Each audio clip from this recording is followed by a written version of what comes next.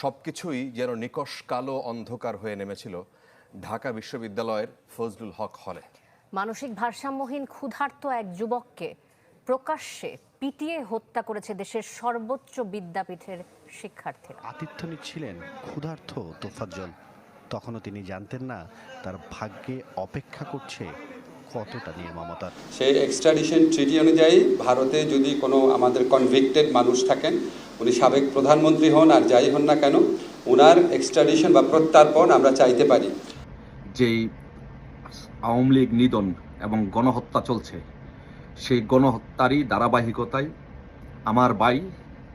আমার প্রাণের ভাই ছাত্রলীগের জাহাঙ্গীরনগর বিশ্ববিদ্যালয় শাখার সাবেক সাংগঠনিক সম্পাদক শামীম মোল্লাকে পিটিয়ে হত্যা করা হয়েছে।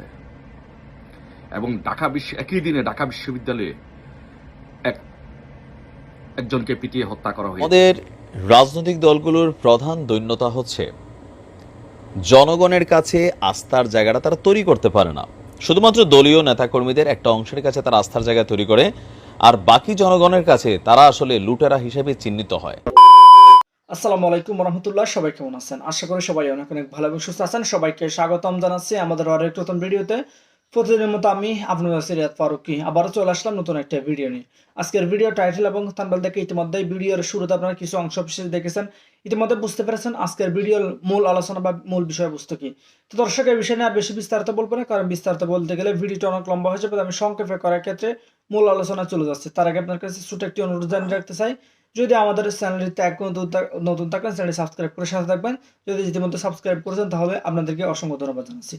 তো দর্শক, আর বেশি কথা না বলে আমরা ভিডিও ফুটেজগুলোর মাধ্যমে বাকি বিস্তারিত অংশগুলো দেখে আসবো।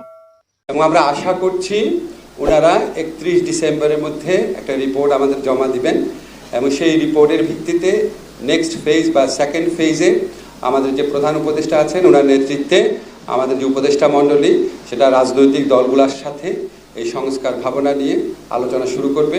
এরপর আরও ব্রড বেস কনসালটেশন হবে, সবাই মিলে সমস্ত সমাজের সকল স্তরের মানুষের প্রতিনিধিত্ব থাকবে। সংস্কার কমিশনগুলোর রিপোর্ট পাওয়ার পর সেগুলি অনলাইনে উন্মুক্ত করে দেওয়া হবে, সবার মতামতকে রিফ্লেক্ট করার চেষ্টা করা হবে। এবং এটার ভিত্তিতে আজকে ছাত্র জনতার যে আন্দোলনের গণ অভ্যুত্থানের বিপ্লবের যে প্রত্যাশা, সেই প্রত্যাশা আপনারা জানেন শুধু নির্বাচনের মধ্যে সীমাবদ্ধ ছিল না, সেটা ছিল একটা রাষ্ট্র সংস্কারের প্রশ্ন এবং প্রকৃত গণতন্ত্র প্রতিষ্ঠার স্বপ্ন, এবং বাংলাদেশে যেন কোনোদিন আর কখনো ফ্যাসিবাদী শাসন ব্যবস্থা জাঁকিয়ে উঠতে না পারে, সেই সম্ভাবনা রোধ করার লক্ষ্যে কী কী সংস্কার করা প্রয়োজন সেই ধরনের চিন্তা ছাত্র জনতার আন্দোলনের মধ্যে দিয়ে প্রতিফলিত হয়েছিল। সবার এক্সপেকটেশন সেটা ছিল, সেটার লক্ষ্যে এই সংস্কার কমিশনগুলো প্রাথমিক স্তরে কাজ শুরু করেছে। তো আমি একটুখানি মাহফুজকে একটু বলি, মাহফুজ একটু আপনাদের এই সংস্কার কমিশনগুলো গঠন করার পেছনে কী চিন্তাটা কাজ করেছে একটুখানি বলবেন। ধন্যবাদ স্যারকে। আমাদের সংস্কার কমিশনগুলো গঠন করার পিছনে মূলত কাজ হচ্ছে যেই আমাদের যে উদ্দেশ্য আছে সেটা হচ্ছে বাংলাদেশের মানুষ দীর্ঘ সময় ধরে ফ্যাসিবাদী শাসনের যাতাকলে পৃষ্ঠ ছিল।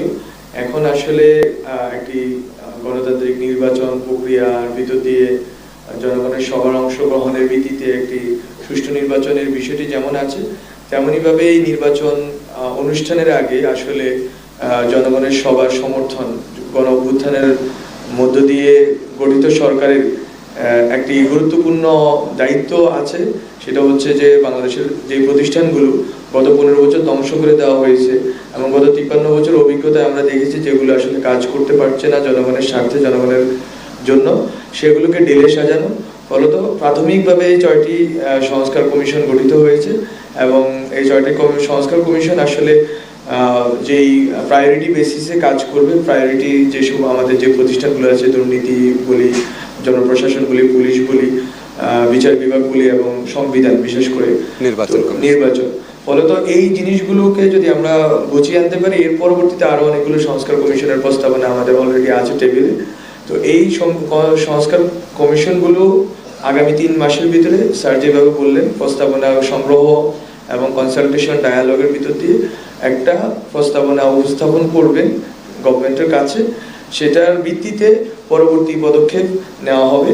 এই সময়টা আসলে আমরা জনগণের সাথে সংলাপের ভিত্তিতে, জনগণের বিভিন্ন স্টেক হোল্ডারদের সাথে সংলাপের ভিত্তিতে আসলে আমরা আমাদের এই কমিশনগুলো কাজ করবে এবং কমিশনগুলো এই ক্ষেত্রে যথেষ্ট পরিমাণ স্বাধীন থাকবে, কোনো রকম পলিটিক্যাল প্রেশার যেন তাদের উপর না থাকে সেই ক্ষেত্রে আমরা ওইখানে আমাদের আলোচনা হয়েছে এবং তাদের কার্য পরিধির বিষয়টিও আলোচিত হয়েছে ওখানে। ফলত আপনারা এটা খুব শীঘ্রই জানতে পারবেন যে কোন কোন ক্ষেত্রগুলোতে ওনারা কাজ করবেন এবং কারা কারা এই কমিটিগুলোর সদস্য হিসেবে আসবেন। সেই এক্সট্রাডিশন ট্রিটি অনুযায়ী ভারতে যদি কোনো আমাদের কনভিক্টেড মানুষ থাকেন, উনি সাবেক প্রধানমন্ত্রী হন আর যাই হন না কেন, ওনার এক্সট্রাডিশন বা প্রত্যার্পণ আমরা চাইতে পারি। আমরা খুব দ্রুত আইন মন্ত্রণালয়ের মাধ্যমে আপনাদের জানাবো যে আমাদের এই ছাত্র জনতার বিপ্লবকালে যেই গণহত্যা ঘটেছে, যেই মানবতা বিরোধী অপরাধ ঘটেছে, সেটার বিচারের লক্ষ্যে আমরা কিছু পদক্ষেপ ইতিমধ্যে গ্রহণ করেছি, দৃশ্যমান কিছু অগ্রগতি হয়েছে, সেগুলি আপনাদের জানাবো। এখনই জানিয়ে দিচ্ছি, আমাদের ইনভেস্টিগেশন যে টিম আছে সেটা গঠিত হয়ে গেছে, প্রসিকিউশন টিম গঠিত হয়ে গেছে, আদালত পুনর্গঠনের চিন্তা চলছে। অচিরেই আপনারা দেখবেন বিচার শুরু হয়েছে। বিচার শুরু হওয়ার পর ডেফিনেটলি আমরা এক্সট্রাডিশন চাবো। আসসালামু আলাইকুম। সারা দেশে আজকে ডক্টর ইউনূসের নেতৃত্বে যেই আওয়ামী লীগ নিধন এবং গণহত্যা চলছে, সেই গণহত্যারই ধারাবাহিকতায় আমার ভাই, আমার প্রাণের ভাই, ছাত্রলীগের জাহাঙ্গীরনগর বিশ্ববিদ্যালয় শাখার সাবেক সাংগঠনিক সম্পাদক শামীম মোল্লাকে পিটিয়ে হত্যা করা হয়েছে এবং একই দিনে ঢাকা বিশ্ববিদ্যালয়ে একজনকে পিটিয়ে হত্যা করা হয়েছে।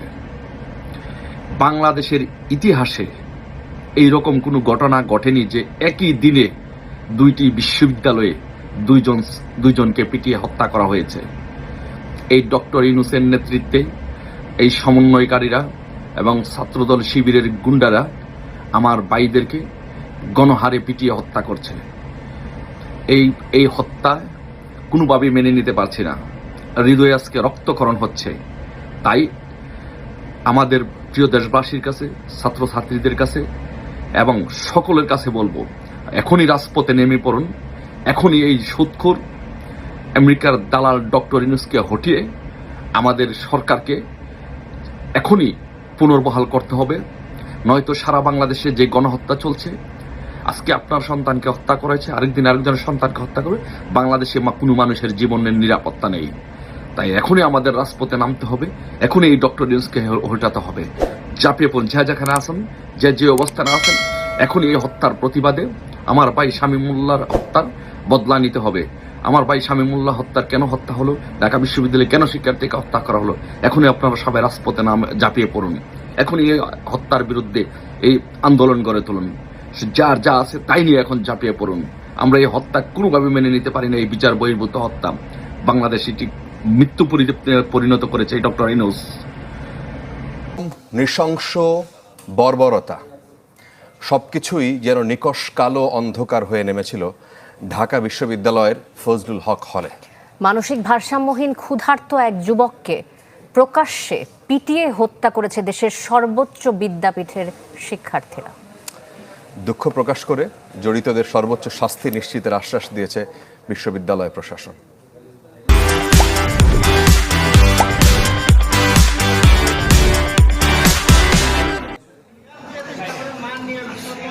ঢাকা বিশ্ববিদ্যালয়ের হল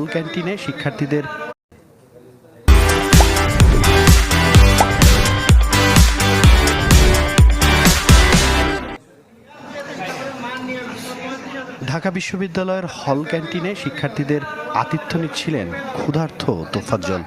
তখনও তিনি জানতেন না তার ভাগ্যে অপেক্ষা করছে কতটা নির্মমতার।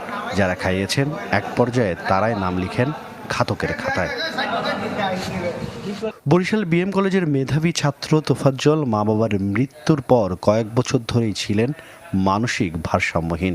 একমাত্র ভাইটিও গত বছর ক্যান্সারে মারা গেলে পৃথিবীতে আপন বলতে আর কেউ ছিল না তার। বিশ্ববিদ্যালয় ক্যাম্পাস সহ স্বজন ও পরিচিতদের কাছ থেকে চেয়ে চিনতে খেতেন দুমুঠো খাবার। খাবারের সন্ধানে বুধবার রাতেও ঢাকা বিশ্ববিদ্যালয়ের ফজলুল হক মুসলিম হলে ছুটে যান তোফাজ্জল। হলের অতিথি কক্ষে চোর সন্দেহে প্রথমে তাকে আটক করে শিক্ষার্থীরা। পরে বেধড়ক পিটুনিতে গুরুতর আহত তোফাজ্জলকে পাঠানো হয় ঢাকা মেডিকেলে। ততক্ষণে প্রাণ প্রদীপটাই যে নিভে যায় তার। তোফাজ্জলকে চুরির দায়ে নির্মমভাবে হত্যার আগে ছেড়ে দেওয়ার জন্য টাকা দাবি করা হয় বলে অভিযোগ এক আত্মীয়ের। ফোন দেওয়া হয়েছে, আপনি কি তোফাজ্জলের মামা? তখন আমার আব্বা ধরছে যে, তখন বলছে যে তোফাজ্জল এরকমের, আমরা ওরে আটকাইছে, এই হলে আছে, এখানে এখন ওকে মানে নিতে হলে টাকা দিতে হবে 35,000। ওরে মারছে, তারপর আবার ভাত খাওয়াইছে, এরপর আবার মারছে, আবার খাওয়াইছে। তো এটা কোন মানে ইসে আছে, যে মারছে তার একদম মানে সেই সর্বোচ্চ মানে আইনের সর্বোচ্চ ব্যবস্থা নিতে হবে। এমন ঘটনায় দুঃখ প্রকাশ করেছে বিশ্ববিদ্যালয় প্রশাসন। মামলার বাদী জানান, হত্যাকারীরা প্রাথমিকভাবে চিহ্নিত, দ্রুতই করা হবে বহিষ্কার। নামগুলো অলরেডি আমরা হলকে মানে বিশেষ করে আমাদের প্রক্টর স্যার হলে বলে দিয়েছেন, হলে এগুলো তদন্ত চলছে। এখন তদন্ত শেষও না হওয়া পর্যন্ত আমরা আসলে ডিসক্লোজ করতে পারছি না। ওদের সাময়িকভাবে বহিষ্কার করা হয়, অতীতে আমরা দেখেছি। তারপরে তদন্ত চলে, সিন্ডিকেটের রিপোর্ট হয়, ইফ ইট ইজ ওকে দেন ওদের চূড়ান্তভাবে বহিষ্কার করা হয়। এইটা হলে আমাদের প্রশাসনিক প্রক্রিয়া চলছে একদিকে, আর একটা হলো আইনি প্রক্রিয়া চলছে। ঢাকা বিশ্ববিদ্যালয় প্রশাসন বাদী হয়ে মামলা করেছে শাহবাগ থানায়। পুলিশ বলছে তদন্ত চলছে। বিশ্ববিদ্যালয় প্রশাসন আমাদেরকে বিভিন্ন তথ্য দিয়ে হয়তো সহায়তা করবে। আমরা যেহেতু তদন্তাধীন বিষয়, আমরা এটা তাদের সঙ্গে বা সবার সঙ্গে কথা বলে আমরা এটা যেভাবে এই মামলার তথ্য বা রহস্য উদ্ঘাটন করতে পারি, আমরা সর্বোচ্চ কাজ করব। আমাদের রাজনৈতিক দলগুলোর প্রধান দৈন্যতা হচ্ছে জনগণের কাছে আস্থার জায়গাটা তারা তৈরি করতে পারে না। শুধুমাত্র দলীয় নেতাকর্মীদের একটা অংশের কাছে তারা আস্থার জায়গা তৈরি করে, আর বাকি জনগণের কাছে তারা আসলে লুটেরা হিসেবে চিহ্নিত হয়। আর এজ এ রেজাল্ট হয় কি, যখন ক্ষমতায় না থাকে তখন এদের ত্রাণদাতা হিসাবে পশ্চিমারা ভূমিকা পালন করে। যেমন 5ই আগস্টের আগ পর্যন্ত বিএনপি বা আমাদের যে অন্যান্য রাজনৈতিক দলগুলো ছিল সবাই পশ্চিম থেকে অনেক মদত পেয়েছে বা পশ্চিমের দিকে তাকাই ছিল। নিজেরা আন্দোলনের যেই অ্যাক্টিভিটিসটা সেটাতে অনেকটা ভয় পেয়ে গিয়েছিল। জাস্ট 1 মাস 10 দিন পরে আজকে আওয়ামী লীগ ঠিক একই কাজ করছে, ইন্টারন্যাশনালি আবার খেলতে চাইবে। কিন্তু এত তাড়াতাড়ি কি খেলাটা সম্ভব হবে? মাত্র তো 1-1.5 মাস না হইলো, মানে ইদ্যৎকালও তো 3 মাস আছে। এত তাড়াতাড়ি কি আন্তর্জাতিক বিশ্ব এইসব ইস্যু নিয়ে মাথা ঘামাবে? বরঞ্চ যেগুলা ঘটাই গেছেন এগুলা নিয়ে কিন্তু তারা মাথা ঘামাবে। এই মুহূর্তে আন্তর্জাতিকভাবে কি বলা হয়েছে, বর্তমান সরকারকে বলি বা বাংলাদেশের সিচুয়েশনে আওয়ামী লীগ যে পরিস্থিতি ফেস করছে সেটা নিয়ে ইন্টারন্যাশনাল লেভেলে খেলার জন্য চেষ্টা করছেন। ভাইরাল যেই ফোন আলাপগুলো আছে এর বাহিরেও আজকে 2টা নির্দেশনা দেওয়া হয়েছে। তবে এই নির্দেশনাগুলো আমার কাছে হাস্যকর মনে হয়েছে, কারণ জাতিসংঘ আসছে কোন কাজে আর এখন আওয়ামী লীগ নির্দেশনা দিচ্ছে কোনটা? জাতিসংঘ কি এই কাজে আসছে? আচ্ছা, তারপরেও মানবাধিকার বলে কথা, হয়তোবা তারা এটা অ্যাকসেপ্ট করলেও করতে পারবে, এটা আমার মনে হয় না। এটা হাস্যকর মনে হয়েছে আওয়ামী লীগের এই নির্দেশনাটা। দেশে চলমান পরিস্থিতিতে দলীয় নেতাকর্মীদের 2টি নির্দেশনা দিয়েছে দল, মানে আওয়ামী লীগ, মানে আমরা আওয়ামী লীগ একজনের কথাই চলে, শেখ হাসিনা। এই নির্দেশনায় বলা হয়েছে প্রথমত দলীয় নেতাকর্মীদের আইনের আশ্রয় প্রার্থনা করতে। তো আইনের আশ্রয় প্রার্থনা কেমনে করবো? যেই পরিমাণ মামলা হইতেছে, তবে সেনাবাহিনী নামার পরে যে ধরনের বক্তব্য দিচ্ছে এখানে কিছুটা হতে পাইতে পারে। নাম্বার 2, বলা হয়েছে জাতিসংঘের মানবাধিকার কমিশনের তথ্য অনুসন্ধান টিম তারা এখন বাংলাদেশে। তো এখন তারা কি করতেছে? তারা কিন্তু আসছে জুলাই এবং আগস্টে আমাদের কি বলা হয় যে ওই সময় যে আন্দোলনটা হয়েছে সেই আন্দোলনে যে সকল ছাত্ররা জনতারা নিহত হয়েছে সংখ্যাটা কেউ কেউ বলছেন আনুমানিক 2000। মানে এখানে অনেক কিছু, পুলিশের ইন্ধন ছিল, পুলিশ সরাসরি ভূমিকা রাখছে, বিজিবির নামও আসছে, আওয়ামী লীগের বিরুদ্ধে আপনার আন্তর্জাতিক ট্রাইব্যুনাল, অপরাধ ট্রাইব্যুনালে মামলা হয়েছে। তো এটাকে সুষ্ঠুভাবে ইনভেস্টিগেশন করার জন্য যে আসলে ঘটনাটা কী ছিল, তো ইনভেস্টিগেশনটা কার বিরুদ্ধে যাবে? এটা আওয়ামী লীগের বিরুদ্ধেই যাবে। বাট আওয়ামী লীগ বলতেছে বিরুদ্ধে টিরুদ্ধে বুঝি না, এখন আসছে যেহেতু তো তোমরা একটা কাজ করো। তারা 1 জুলাই থেকে 15 আগস্ট পর্যন্ত ঘটে যাওয়া যেহেতু সব ঘটনার তথ্য সংগ্রহ করবে, গোপনীয়তা রক্ষা করবে। একটা কাজ করো, তারিখটা বুঝেন, 1 জুলাই থেকে 15 আগস্ট। এখন কেন 15 আগস্ট পর্যন্ত? কারণ সরকার পরিবর্তনের পর বা আওয়ামী লীগ সরকারের পতনের পর সারা বাংলাদেশে বেশ কিছু ঘটনা ঘটেছে, যেই ঘটনাগুলোও কিন্তু আন্তর্জাতিক অঙ্গনে মানবাধিকারের দৃষ্টিতে সমীচীন না। সেই পয়েন্টটারেই আওয়ামী লীগ এখানে ফোকাস করছে। নির্দেশনা বলা হয়েছে আওয়ামী লীগ ও সহযোগী সংগঠনের নেতাকর্মীদের তাদের পরিবারের প্রতি জরুরি নির্দেশনা, আপনি বা আপনার পরিবারের সঙ্গে ঘটে যাওয়া অত্যাচার, নির্যাতন, হত্যাকাণ্ড, ভাঙচুর, লুটপাট, অগ্নিসংযোগের ঘটনার বিবরণ লিখে 1 থানায় অভিযোগ দিন, 2 অভিযোগ না নিতে চাইলে সাধারণ ডায়েরি করেন। আর যদি ডায়েরিও করতে না পারেন তাহলে আমরা জাতিসংঘের তদন্ত টিমের কাছে দলীয়ভাবে অভিযোগ দিব। এছাড়া তারা বলেছে যে তারা সকল ঘটনার তদন্ত এবং বিচার করার জন্যই তারা কাজ করবে। এমনকি আওয়ামী লীগ এটা নিয়ে বিচারও দাবি করেছেন। তো এই মুহূর্তে জাতিসংঘ যে উদ্দেশ্যটাতে আসছে, যদি 1 থেকে 15 আগস্ট হয়ে থাকে, এখানে সবকিছু ইনভেস্টিগেশন করা হবে। তো শেখ হাসিনার পতনের আগেরগুলোর জন্য এখানে বিচারের মুখোমুখি হইতে হবে, পরেরগুলোর জন্য কিন্তু কে কার বিচার করবে? জাতিসংঘের আমি একটা কথা বলি, শোনেন, আমাদের মতন গরিব দেশগুলো একটু ভয়টয় পায়। আপনি ইসরায়েল বলেন, মিয়ানমার বলেন, রাশিয়া বলেন, আমেরিকা বলেন, এই ফাত্তা দেখে এগুলারে। এখন আমাদের একটু পাত্তা পোত্তা দেওয়া লাগে, এই জন্য এগুলো লাগে আর কি। জাতিসংঘের কোনো হ্যাডাম নাই, যদি থাকতো তাহলে বহুত আগে আওয়ামী লীগের উপরে অনেক কিছু এখানে মানবাধিকার ইস্যুগুলোতে ভূমিকা রাখতে পারতো, বিশেষ করে গুমের ব্যাপারে। গুম যেটা হয়েছে এটা অস্বাভাবিক, তো জাতিসংঘের পাত্তা দেয় না। বরঞ্চ আওয়ামী লীগ বলছে যে জাতিসংঘ এরা কি ধরনের কথাবার্তা বলে, এই সেই এরকম কথা আওয়ামী লীগ বলছে না, বলছে এটা কিন্তু বাস্তবতা।